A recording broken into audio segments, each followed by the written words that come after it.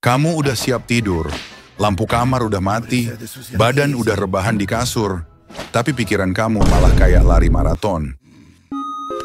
Mikirin masa depan, mikirin omongan orang, mikirin salah ngomong tadi siang, mikirin hal-hal yang bahkan belum kejadian.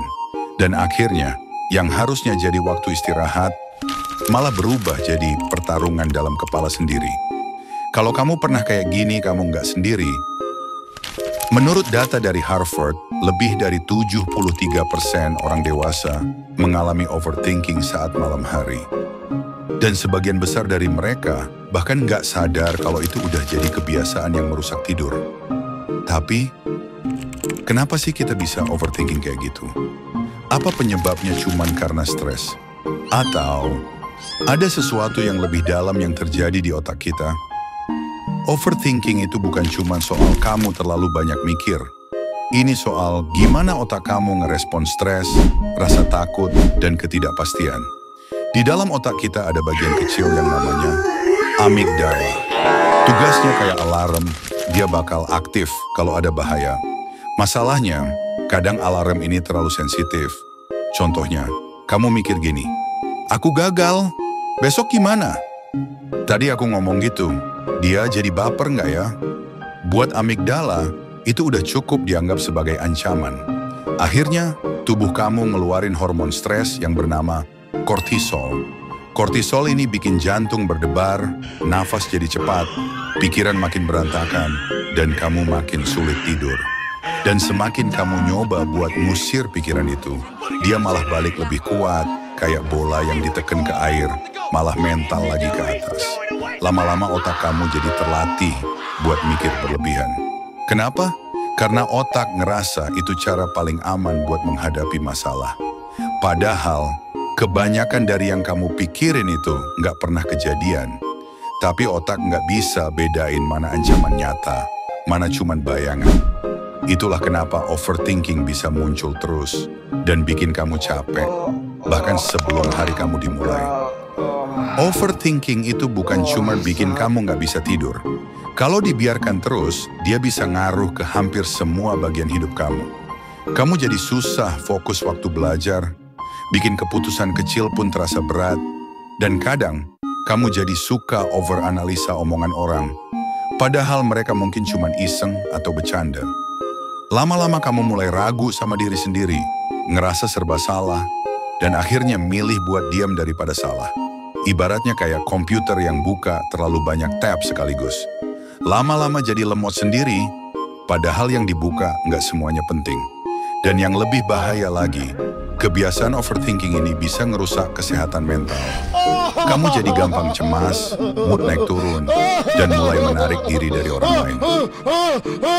Menurut riset dari University of Michigan, orang yang sering overthinking punya kemungkinan lebih besar terkena depresi dan gangguan kecemasan.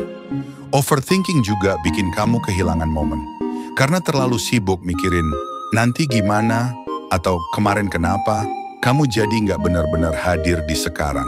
Langkah pertama buat mengatasi overthinking itu, kamu harus sadar kalau kamu sedang overthinking. Kedengarannya simple, tapi seringnya kita nggak sadar kalau pikiran kita udah muter kemana-mana. Coba mulai dengan kasih nama buat kebiasaan mikir berlebihan ini.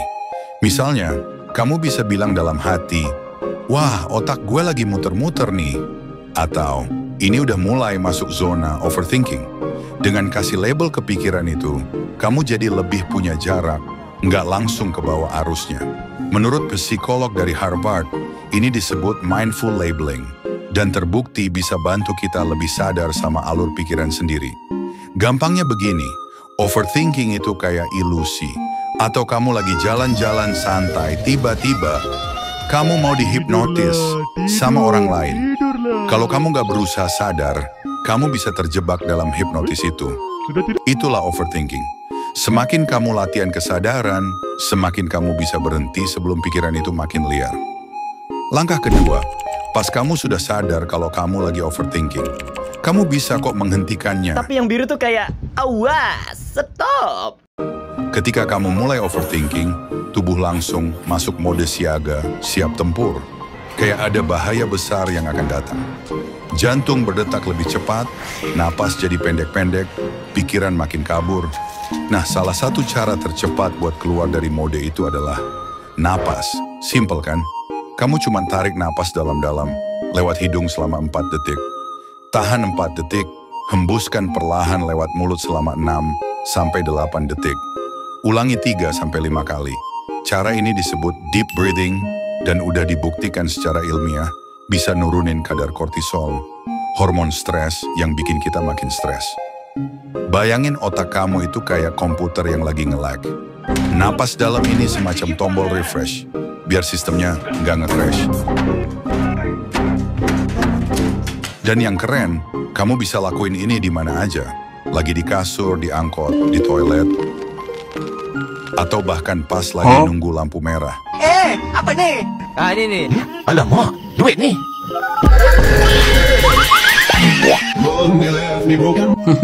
Semakin sering dilatih, semakin cepat tubuh, kamu bisa kembali tenang waktu pikiran mulai ribut. Langkah ketiga, kita udah ngasih jeda ke alarm kita.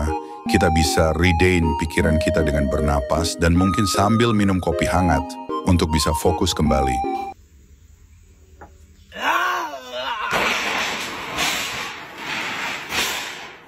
Dan sekarang kita bisa tuliskan apa yang kita pikirkan. Pikiran kita itu kayak lemari yang isinya berantakan. Semua campur aduk, tugas, omongan orang, rencana masa depan, rasa takut, rasa malu, dan makin disimpan di kepala, isinya makin numpuk dan bikin sesak. Nah, menulis adalah cara paling simpel untuk membersihkan isi kepala. Ambil kertas atau buka catatan di HP. Tulis semua yang kamu pikirin, tanpa sensor. Nggak perlu rapi, nggak harus puitis, cukup jujur. Kalau kamu nulis, kenapa aku bisa gagal? Gimana ya ke depannya nanti? Uang makin nipis aja nih. Itu udah langkah besar buat ngerti apa yang sebenarnya kamu rasain. Ini bukan soal cari solusi dulu, tapi buat kasih ruang pada pikiran yang selama ini penuh sesak. Penelitian dari University of Chicago nunjukin, orang yang menulis pikirannya sebelum ujian ternyata lebih tenang dan performanya meningkat. Bayangin aja, kayak kamu ngeluarin barang-barang dari lemari, biar tahu mana yang masih perlu disimpan dan mana yang harus dibuang. Dengan menulis, kamu bantu otak memilah, bukan menumpuk. Langkah keempat, oke udah nih kita kasih ruang buat pikiran kita. Sekarang supaya pikiran itu nggak balik lagi, coba kita alihkan dengan aktivitas fisik.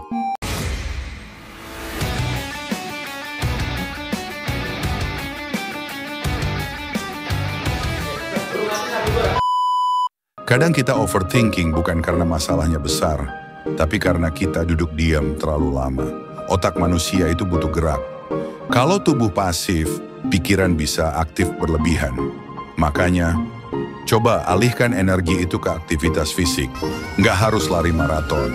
Cukup jalan kaki sebentar, beresin kamar, stretching ringan, atau sekadar keluar buat ambil udara segar. Aktivitas fisik bisa bantu tubuh melepaskan hormon endorfin yang bikin kamu merasa lebih tenang dan positif. Sebuah riset dari Harvard Medical School menyebutkan, olahraga ringan secara rutin bisa menurunkan gejala kecemasan dan stres, termasuk pikiran yang berlebihan. Langkah 5.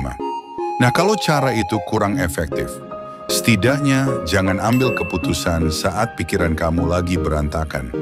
Diam sejenak bisa jadi cara mencegah kita dari efek buruk overthinking.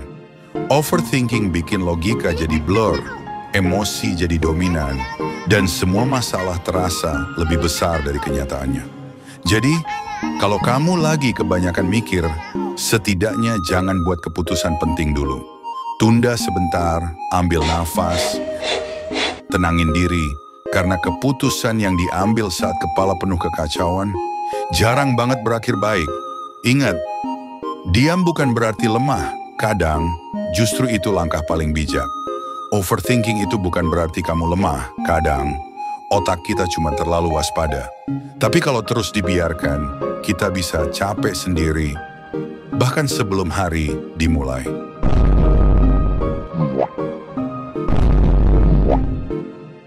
Pelan-pelan aja, nggak perlu langsung sembuh. Cukup sadar kapan harus berhenti mikir berlebihan. Kalau video ini relate sama kamu, jangan lupa subscribe, like, dan share ya. Nanti bikin video apa lagi nih? Komen juga ya. Sampai ketemu di video selanjutnya.